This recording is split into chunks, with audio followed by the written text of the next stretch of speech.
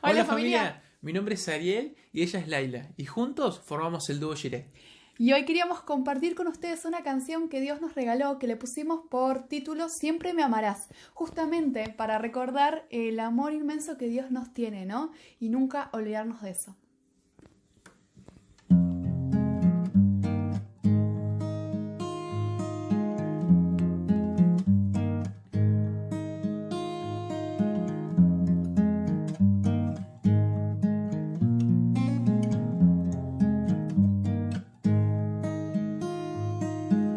Más grande que el mar, tu amor es infinito, no alcanzan sus profundidades para medirlo, no.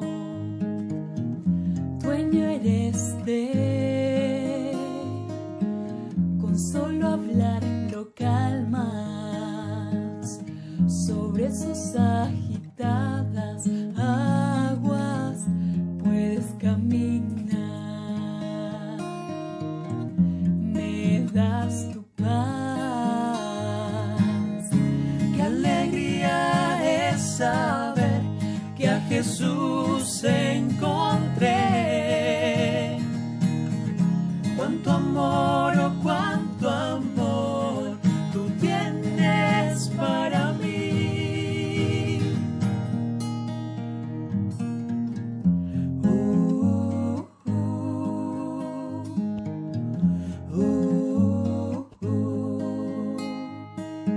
Sostienes el universo y mi vida también. Conoces tú mis pensamientos, me amas igual. Te entrego a ti mi corazón. Puedes tenerlo en tus manos, seguro está. Puedo confiar. Qué alegría es saber que a Jesús encontré. Cuánto amor, oh cuánto amor tú tienes para mí. No tengo por qué preocuparme, pues conmigo vas. Solo ya no me encuentro, pues conmigo tú estás.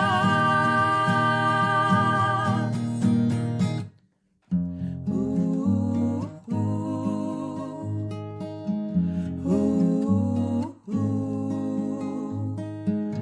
no me abandonarás, tú me guiarás,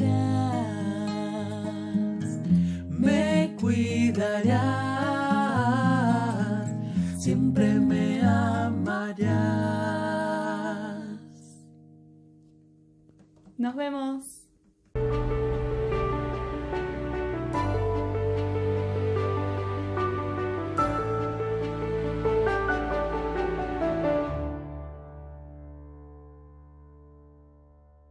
Hola, mi querido hermano, mi querida hermana, ¿cómo están? Muy buenos días, muy feliz sábado. Es una alegría encontrarnos otra vez en este espacio virtual.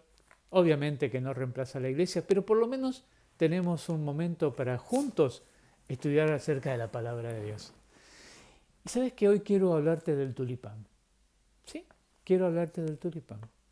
Esta flor seguramente la habrás visto. Mira, te voy a mostrar una foto ahora. Seguramente habrás visto esta flor, con estos colores tan lindos, ese capullo tan bien armado, con colores llamativos. No sé si sabías, pero el tulipán es la flor nacional de dos naciones asiáticas. Una de esas naciones es Kirguistán y la otra nación es Kazajistán. Estas dos naciones tienen como flor nacional el tulipán porque el tulipán allí se da de manera silvestre, natural, en la ladera de las montañas, en las laderas del río.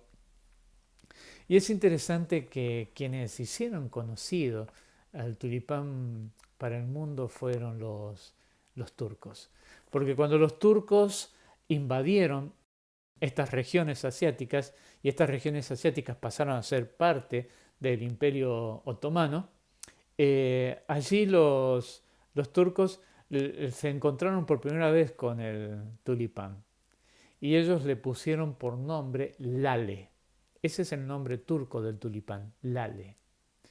Y también es interesante porque los turcos, siendo musulmanes, cuando transliteraron el nombre Lale de esta flor con letras árabes, se dieron cuenta que para escribir Lale utilizaban las mismas letras que tiene la palabra Alá.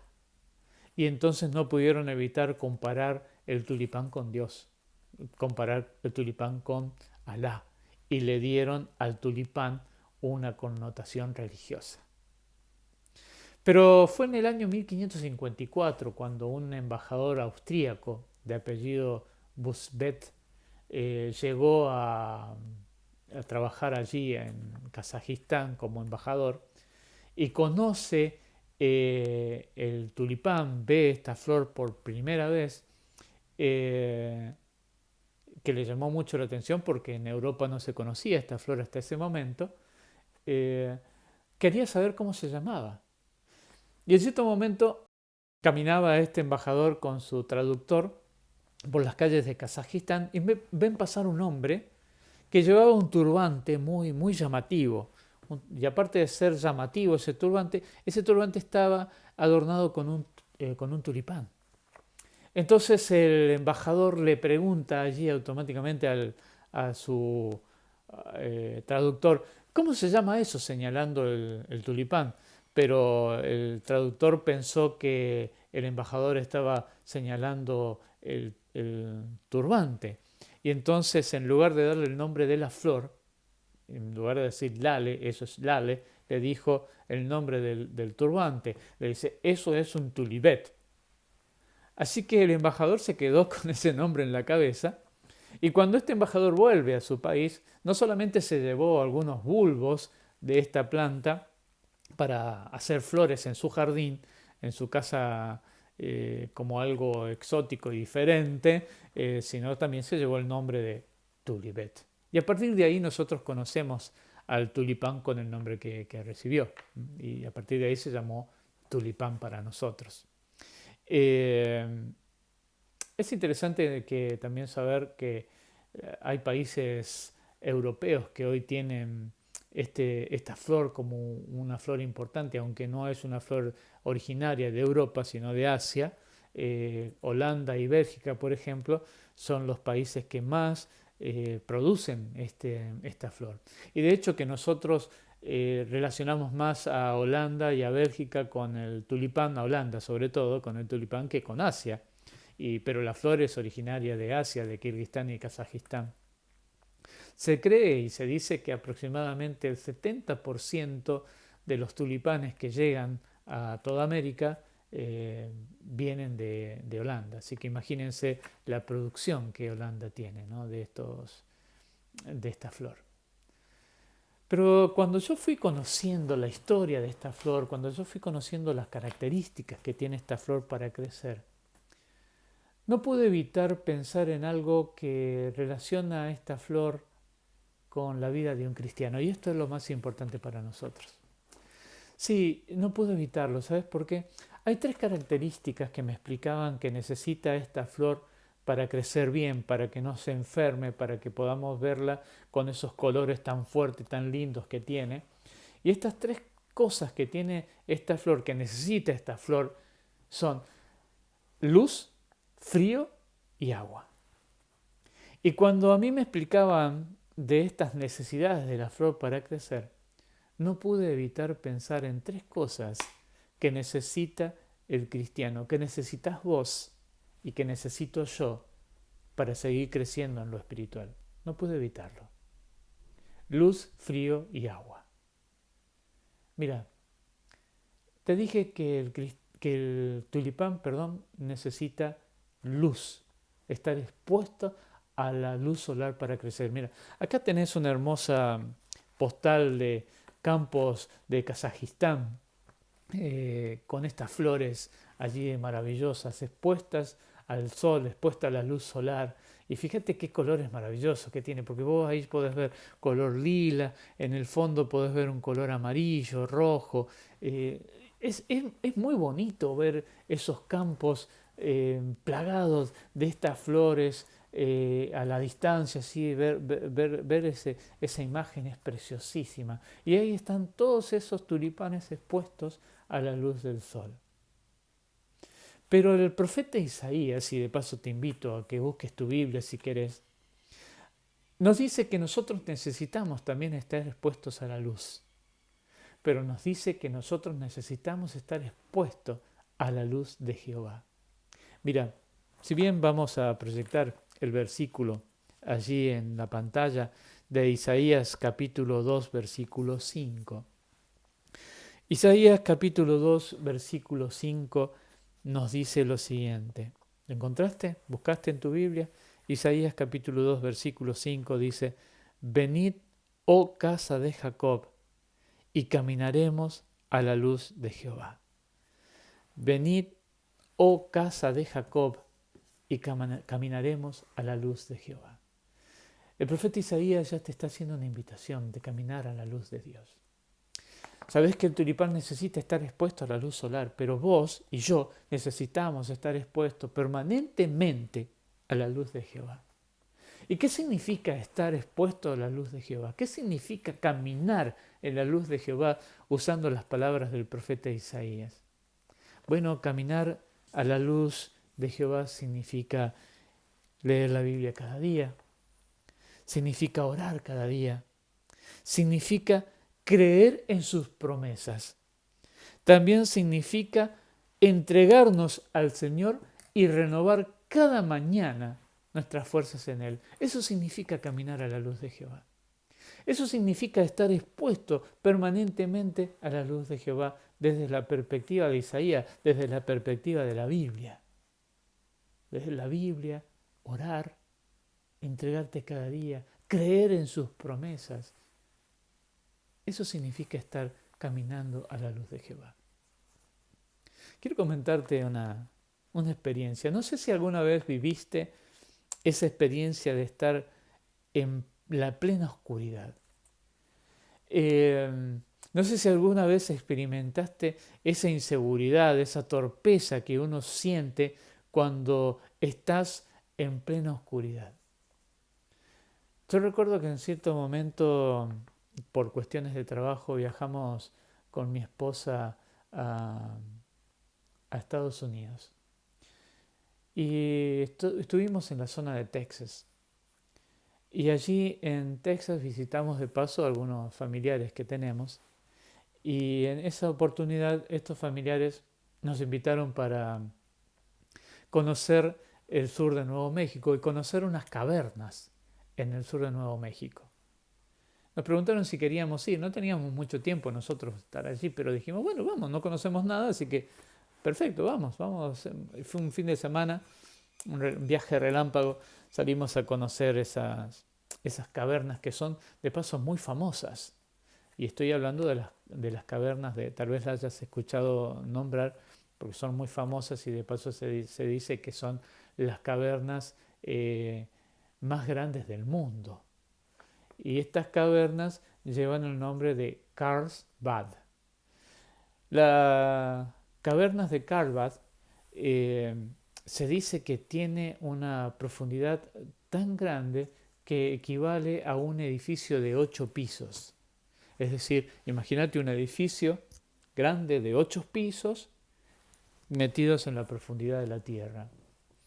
Y cuando, de paso, te muestro allí algunas fotografías de esta caverna para que puedas verla, puedas conocer y te hagas la idea de lo que te estoy hablando, ¿no? No hay nada mejor que mostrar para saber de qué estamos hablando. Y allí, esta caverna nos explicaban que, como es una de las más grandes del mundo, muy profunda, nos iban mostrando cosas de esta caverna. Así que con mi esposa, como no sabíamos si íbamos a volver a estar alguna vez en ese lugar, dijimos, vamos a llegar hasta lo más profundo de esta caverna. Vamos a tratar de conocer todo lo que podamos conocer sobre esta caverna. Y ahí nos aventuramos y fuimos a conocer esta caverna. Ahí tenés otra fotografía de la caverna, las cosas hermosas que se encuentran en esta caverna. Pero tal vez al punto que me gustaría llegar para contarte es que en cierto momento, casi en lo más profundo de esta caverna, y de hecho saber que estás a tanta profundidad sobre la tierra, vos decís, te produce cierta inseguridad, ¿no? Te produce cierta inseguridad. Pensás en mil cosas, ¿no? Que no venga un terremoto y acá no quedamos. Las cosas que se te ocurren cuando estás en la profundidad allí de ese lugar. Pero llegamos hasta un lugar que era un salón muy amplio, un lugar muy grande, y equivaldría aproximadamente ese salón en la profundidad de la caverna, equivaldría al tamaño que tienen 3 estadios de fútbol, nos explicaban. Así que imagínate 3 canchas de fútbol, 3 canchas de las más grandes, imagínate 3 canchas de fútbol en el tamaño que tenía esta especie de salón que estaba en lo más profundo de la caverna. Impresionante, muy grande. Mira, ahí tenés una fotografía de una de las guías explicando y mostrando todo lo que se podía ver y observar en ese salón. Pero lo más interesante fue que en cierto momento esa guía que nos estaba instruyendo sobre lo que había en ese lugar, nos dice, voy a hacer una prueba con ustedes, pero les pido que nadie grite, que nadie se asuste. Si alguno de ustedes tiene los celulares, guárdenlos, o apáguenlos, que no haya ningún tipo de luz. Así que les voy a pedir que se queden tranquilos. Y nos explicó, yo voy a apagar las luces ahora, voy a hacer apagar las luces de este lugar ahora, y ustedes van a quedar en plena oscuridad. No se asusten, dice. Solamente quiero que experimenten lo que se siente estar en este lugar, en la profundidad de la tierra, a plena oscuridad. Así que todos quietitos allí, la guía hizo apagar las luces y sinceramente, mis queridos hermanos, una oscuridad tan plena, tan terrible, yo jamás había experimentado sensación igual. Había estado en lugares oscuros, pero como eso, nunca. Y ahí, por unos segundos, esta persona nos dejó en la oscuridad. Nadie se animaba a moverse y apenas escuchaban la respiración de quienes estábamos allí, porque nadie hablaba. Todos atónitos ante tan tremenda oscuridad. De repente, la guía tomó un fósforo y prendió el fósforo. Y con un solo fósforo, todo el lugar se iluminó. ¡Qué interesante! Con un solo fósforo. ¿Sabes que a mí me enseñó eso? Que a mayor oscuridad, no importa la cantidad de oscuridad, a mayor oscuridad, una chispa vale más todavía. A mayor oscuridad, un fósforo pequeño puede iluminar la oscuridad. Muchos de nosotros podemos estar teniendo pensamientos oscuros. Muchos de nosotros podemos estar viviendo situaciones oscuras en estos momentos. Pero solamente una chispa del Señor sirve para iluminar esa oscuridad. Solamente muy poquito de Dios necesita, de la luz de Dios necesitas para que esa oscuridad se ilumine. ¿Y sabes qué, mi querido hermano? Dios quiere que estés permanentemente caminando en la luz. Dios quiere que permanentemente puedas estar en la luz del Señor.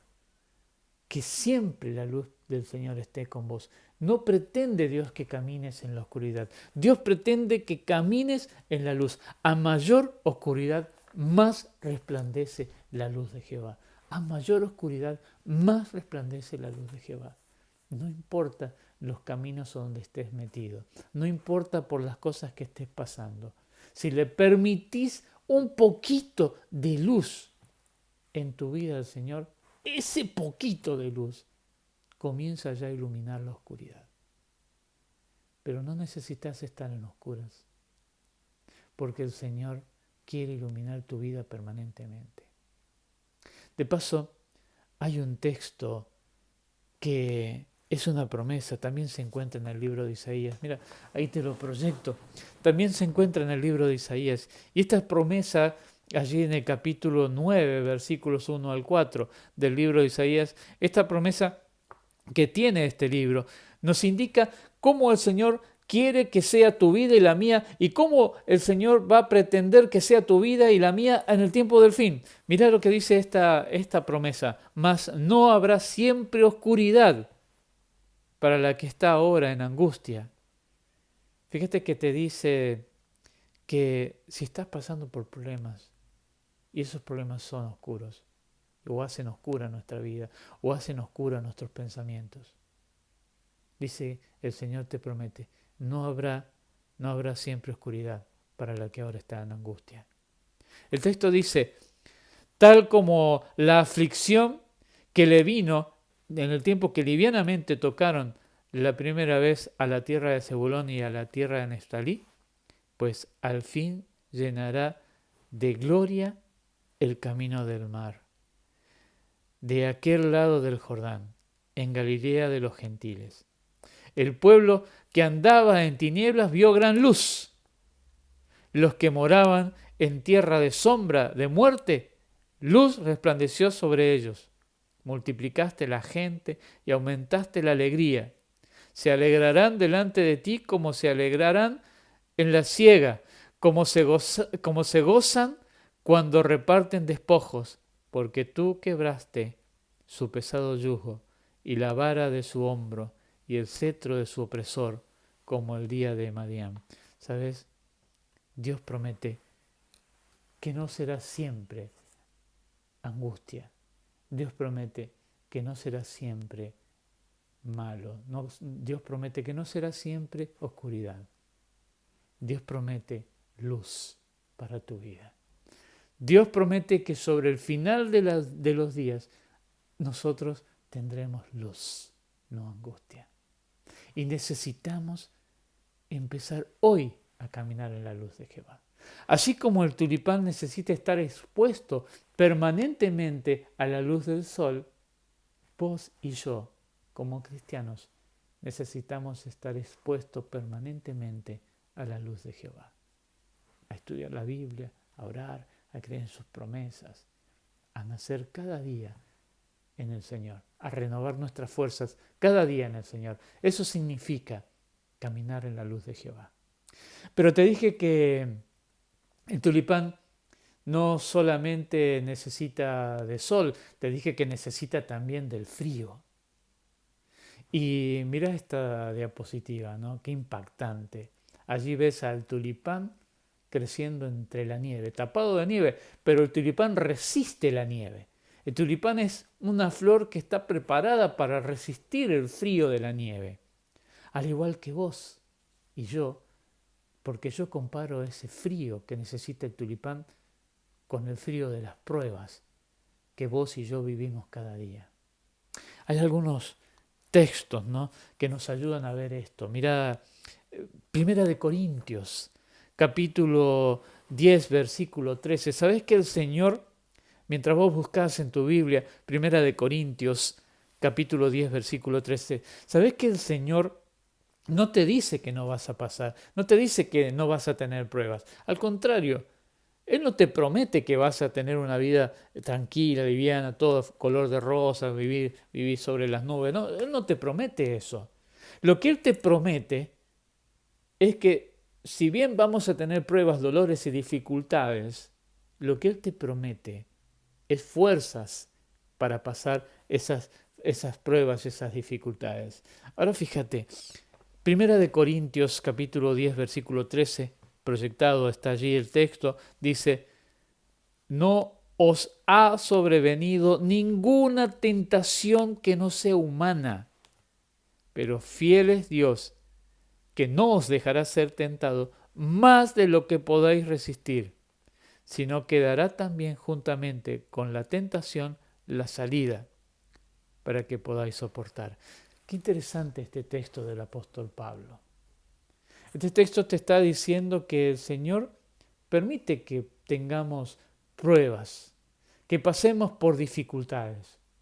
Pero a la vez este texto te está diciendo que el Señor no va a permitir que esa prueba sea tan grande que no la pueda soportar. Es decir, que todas las pruebas que nosotros tenemos, que vivimos, que Dios permite que lleguen a tu vida, son pruebas que podemos soportar. El Señor no va a permitir nunca que vos tengas una carga mayor a la que tu cerebro, tu corazón o tu cuerpo soporten. Si la estamos viviendo, es porque la podemos sobrellevar. Pero fíjate que el texto dice que junto con el problema, junto con la prueba, estará la salida. Dios no te deja solo. Sabes que podés estar viviendo pruebas en este momento. Podés estar pasándola mal en este momento. Yo sé que podés estar teniendo problemas económicos. Yo sé que te puede estar angustiando el futuro. Yo sé que te puede estar angustiando la falta de trabajo, algún problema familiar, un problema de enfermedad. Tantas cosas puede haber en el miedo que podemos estar viviendo en estos días por lo que estamos viviendo como sociedad. Tantas cosas puede haber que te estén afectando, tantas cosas. La soledad, tantas cosas. Pero si la estás pasando, si Dios ha permitido que estas pruebas lleguen a tu vida, es porque Él sabe que las podés soportar. Y junto con esa prueba está la salida. Pero ¿para qué son las pruebas? ¿Sabés que, mi querido hermano, las pruebas las necesitamos porque por las pruebas aprendemos a no ser autosuficientes. Necesitamos las pruebas para confiar más en Dios. Necesitamos las pruebas para depender más de Dios. Necesitamos las pruebas para reconocer que Dios es real. Necesitamos las pruebas para aprender a ser agradecidos. Porque cuando nos damos cuenta de que Dios tiene la salida para nuestra prueba y vemos que esa prueba nos dejó una enseñanza, nos dejó cosas buenas, nos dejó toda esa lista que acabo de mencionar, no nos queda otra cosa que agradecer a Dios por haber vivido lo que vivimos. ¿Cuántas cosas has vivido en tu vida y después miraste para atrás y decís, si no hubiera vivido esto yo no sería el mismo? O después de haber vivido esto yo aprendí esto. No olvides, mi querido hermano, Dios permite que tengas pruebas, pero esas pruebas no son más grandes de las que vos no podés soportar. Y junto con la prueba está la salida. Déjame contarte una historia cortita, simple, una historia de un chico que algunos de nosotros conocemos y otros lo habrán conocido a través de Face o a través de Internet o a través de algunos mensajes de chat, porque este chico se hizo conocido. Y quiero hablarte de Mateo, de Mateito. Mateo es un chico que pertenece a la iglesia adventista, es un jovencito, entrando a su adolescencia, alumno del sistema educativo de la iglesia, va a una de nuestras escuelas adventistas. Mateo sufrió un accidente Y muchos oraron por Mateo. Yo sé que tal vez algunos de los que me están escuchando en este momento han orado por Mateo y gracias por haber orado por Mateo. Y otros tal vez estén escuchando por primera vez su historia. Pero Mateito sufrió un accidente. Él se quemó el cuerpo con nafta. No importa el hecho, pero él se quemó el cuerpo. Llegó a quemarse un 70% de su cuerpo. Tremenda prueba. Difícil prueba para él, para los papis, para la familia. Tremenda prueba. Tremendo lo que le pasó. Tan grave su situación que fue trasladado de su lugar de origen a Buenos Aires para que pudiera ser tratado. Y cuando llegó a Buenos Aires, los médicos que lo atendieron no le dieron el mejor pronóstico a los papis sobre Mateo, sobre el futuro de Mateo. Mateo corría riesgo de perder partes del cuerpo, Mateo corría riesgo de perder la vida inclusive. Él llegó mal a Buenos Aires y comenzó el tratamiento. Pero lejos, muy lejos de enojarse los padres con Dios, porque viste que a veces nos pasa a nosotros que cuando estamos en un problema, en una situación que nos angustia, que nos hace llorar, que nos hace poner mal, lo primero que hacemos es enojarnos con Dios. Lejos de enojarse con Dios, de protestar, de preguntar por qué, estos papis se pusieron a orar. Mateito también oraba y le pidieron a Dios que ayudara y le pidieron a la iglesia que orara. Por eso dije que muchos de ustedes que me están escuchando han orado por Mateo, conocen el caso, han orado por Mateo. Pero ¿sabes qué? El Señor responde. Mira, este es Mateo. Este es Mateo. El Señor responde. Y aquí tenés a Mateo en una segunda foto. El Señor responde. Mateo se quemó el 70% de su cuerpo. Corría riesgo su vida, corre en riesgo muchas partes de su cuerpo. Pero el Señor fue arreglando las cosas, fue ayudando a los médicos que hicieron lo imposible para ayudar a Mateo también. Gracias por esa gente que trabaja por otros, ¿no? Gracias por esos médicos y esos enfermeros que hoy también están dando todo para, no solamente el caso de Mateo, sino para ayudar a quienes caen en esta tragedia del COVID-19. Gracias también de paso. Pero volviendo al caso de Mateo, Dios respondió. Si bien todavía no está terminada la lucha con Mateito, él necesita su tratamiento, pero él ya ha salido de peligro. Seguramente necesita algunas cirugías más, algunos injertos más de piel, pero él ya salió del peligro, gracias a Dios. ¿Y qué aprendió Mateo? ¿Qué aprendió la familia? ¿Qué aprendés vos de tus dificultades, de tus problemas, del frío de las pruebas? Como dijimos, aprendemos a creer, aprendemos que Dios es real, aprendemos a depender de Dios y a veces hasta aprendemos a orar, porque nos arrodillamos con angustia, pero las pruebas son para eso. Mira este versículo que te voy a proyectar ahora, ¿no? De Pablo también, Romanos capítulo 8, versículo 28 dice: y sabemos que a los que aman a Dios, todas las cosas les ayudan a bien. Esto es, a los que conforme a su propósito son llamados. Todas las cosas nos ayudan a bien. ¿Todas? Todas. Porque Dios no permite que pases una prueba que no puedas soportar.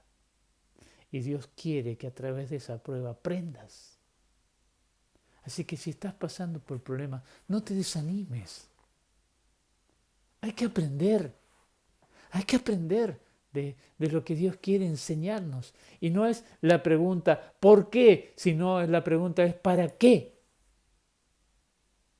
Así como el tulipán necesita de la luz del sol y vos de la luz y yo de la luz de Jehová. Así como el tulipán necesita del frío y vos y yo necesitamos del frío de las pruebas. El tulipán también necesita del agua. Mira esta fotografía allí del tulipán y el agua. El tulipán necesita del agua. Y vos y yo también necesitamos del agua. Fíjate lo que le dice Jesús a la mujer samaritana allí en el libro de Juan, en el capítulo 4, versículo 14. Vamos a proyectar también el texto. Libro de Juan, capítulo 4, versículo 14 dice: mas el que bebiere del agua que yo le daré, no tendrá sed jamás, sino que el agua que yo le daré será en él una fuente de agua que salte para vida eterna. Claro, la mujer samaritana cuando escuchó estas palabras de Jesús le dijo: ¿de dónde sacarás esas aguas? ¿Por qué? Porque los judíos, los israelitas, no estaban acostumbrados a tomar agua de manantial. Para ellos el agua de manantial era una cosa extraordinaria. Ellos estaban acostumbrados a tomar agua de pozo. Y el agua de pozo en aquellos lugares, diferente tal vez al agua de pozo que nosotros tenemos en algunos lugares por aquí, en Argentina o Latinoamérica. El agua de pozo, el agua de cisterna, esas cisternas se llenaban cuando llovía. Y cuando llovía, esas aguas arrastraban toda la tierra, todo lo que encontraban en camino, y así iban a parar dentro de la cisterna. Así que los israelitas estaban acostumbrados a tomar agua de las cisternas, y esas aguas eran más bien turbias, sucias, por el polvo, por todo lo que había en el camino de las aguas cuando llenaban las cisternas. Para ellos encontrar un manantial o un río que corría con agua cristalina era todo una cosa extraordinaria, era una fiesta. Por eso los judíos simbólicamente en la palabra de Dios, el agua viva, como decía Jesús, simboliza la vida eterna. El agua viva simboliza los manantiales también de agua cristalina. Y entonces Jesús le dijo: ya no beberás más de estas aguas turbias que estás sacando de acá de esta cisterna, sino que vas a beber aguas cristalinas, aguas vivas, le dice Jesús. Y eso en la palabra de Dios era un simbolismo de la vida eterna. Así como el tulipán necesita del agua abundante para crecer bien, vos y yo necesitamos del agua de Jesús, de la vida eterna. El Señor promete calmar la sed, pero ¿qué sed? La sed espiritual. Hay algunos textos que quiero compartir con vos. Quiero llevarte al libro de Apocalipsis. Apocalipsis capítulo 21, versículo 6. Y dice este texto, si me acompañás, ahora lo ponemos en pantalla, si me acompañás en la lectura, dice: y me dijo: hecho está, yo soy el alfa y la omega, el principio y el fin. Al que tuviere sed, yo le daré gratuitamente del agua de la vida, de la fuente del agua de la vida. Yo le daré gratuitamente de la fuente del agua de la vida. Y en Apocalipsis 7, 17, si me acompañas a este texto, en Apocalipsis 7, 17, también lo pongo en pantalla, dice: porque el Cordero que está en el medio del trono los pastoreará y los guiará a fuentes de agua vida. Y Dios enjugará toda lágrima de los ojos de ellos. Es el Cordero, es el mismo Jesús quien te guiará a las fuentes de agua de vida. Es el Cordero, el mismo Jesús, quien también promete limpiar toda lágrima de tus ojos si alguna vez has derramado una. ¿Sabes, mi querido hermano? El tulipán es una flor que necesita del sol, que necesita de la luz del sol, que necesita del frío y necesita del agua para crecer. pero vos sos la flor de Dios. Vos sos el tulipán de Dios. Y como tal flor, como la flor de Dios, como el tulipán de Dios, vos necesitas también de la luz permanente de Dios. Necesitas estar iluminado permanentemente de la luz de Dios. Necesitas permanentemente de las pruebas de la vida para aprender. Pero sobre todas las cosas, necesitas del agua que solamente Jesús puede dar para calmar la sed espiritual. Esas tres cosas necesitamos para crecer. Esas tres cosas necesitamos del Señor. Y yo quiero pedirte en esta mañana que ores para que esas tres cosas no falten en tu vida, para que crezcas, para que tengas el color que Dios quiere que tengas, para que tengas las fuerzas de la flor de Dios, para que tengas la presencia de Dios en tu vida. Luz, pruebas y agua. Que Dios te bendiga, mi querido hermano.